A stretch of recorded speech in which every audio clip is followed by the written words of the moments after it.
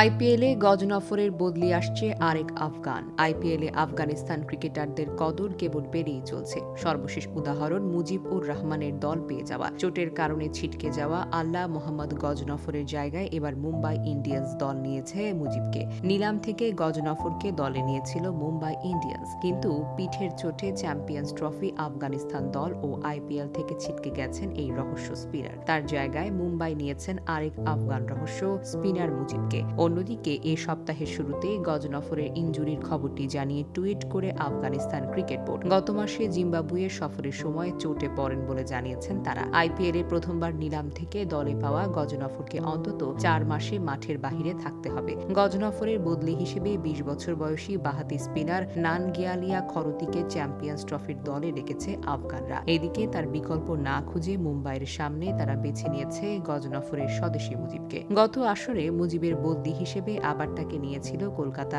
Night Riders. 2021 সালে সানরাইজার্সের হয়ে সর্বশেষ আইপিএলে খেলেছিলেন মুজিব। শেষ 3 আসরে খেলতে না পারলেও 2018 সালে 18 বছর বয়সে এই টুর্নামেন্টে অভিষেক হয়ে গিয়েছিল মুজিবের। সম্প্রতি SA-20তে ভালো করেছেন মুজিব। 12 ম্যাচে 14 উইকেট নিয়ে পাল রয়্যালসের সর্বোচ্চ উইকেট শিকারী ছিলেন তিনি। গত বছরের নভেম্বরের আগে মুজিব নিজেও একটি লম্বা সময় ইনজুরিতে কাটিয়েছেন। হাতের চোটে 5 মাস বাহিরে থাকতে হয়েছে তাকে।